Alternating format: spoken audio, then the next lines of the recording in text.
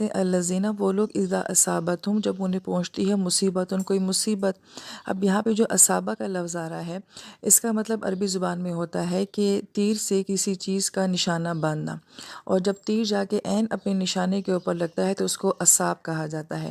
اسی سے لفظ مصیبت بھی نکلا ہے، ہماری اردو زبان میں بھی مصیبت ہوتا ہے۔ اس کا مطلب ہے کہ جس انسان کو جو مصیبت پہنچتی ہے تو ایکچولی وہ اسی بندے کے لیے بنی ہوئی ہوتی ہے، اور وہ صحیح نشانے پہ جا کے مصیبت اس بندے تک پہنچ جاتی ہے، یعنی کہ اس بندے کو ڈیزائن ہی اس مصیبت کے لیے کیا گیا ہوتا ہے۔ تو ہم یہ نہیں کہہ سکتے یہ مصیبت میری طرف کیوں آئی، اس لیے کہ یہ مصیبت تھی ہی میرے لیے، اور اللہ تعالیٰ نے مجھے جو ہے اس بات کی صلاحیت دی ہوئی تھی کہ میں اس مصیبت کو ڈیل کر سکتی ہوں۔ تو پہلا کانسیپٹ تو ہمارا مصیبت کے بارے میں یہ ہونا چاہیے کہ یہ اللہ تعالیٰ کی طرف سے کوئی سزا نہیں ہوتی ہے، اللہ تعالیٰ کی ناراضگی نہیں ہوتی ہے، بلکہ یہ اللہ تعالیٰ کی طرف سے ایک امتحان، ایک آزمائش ہوتی ہے۔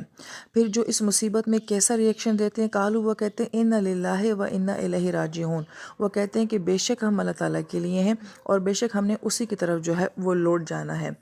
یہاں پہ راجعون کا لفظ جو ہے، جو کہ رجع سے ہے، اور رجع کا مطلب ہوتا ہے کہ اپنی اصل کی طرف لوٹ جانا، اپنی فطرت کی طرف لوٹ جانا۔ اگر تو یہ مصیبت موت سے تعلق رکھتی ہے تو ہم اللہ تعالیٰ کو یہ کہتے ہیں کہ ہم آئے بھی آپ ہی کی طرف سے تھے اور ہم نے جانا بھی آپ ہی کی طرف تھا، تو گویا کہ اس موت نے انسان کو اللہ تعالیٰ کی ذات کے ساتھ جوڑ دیا، تو ان کا ریئیکشن یہ حقیقت والا ہوتا ہے۔ تو جو کوئی ایسا ریئیکشن دے کہ دعا کے ساتھ، یعنی کہ مصیبت آئی اور آپ نے اللہ کو یاد کیا اور دعا کر دی، وہاں پہ انا للہ و انا الیہ راجعون کی دعا کر دی،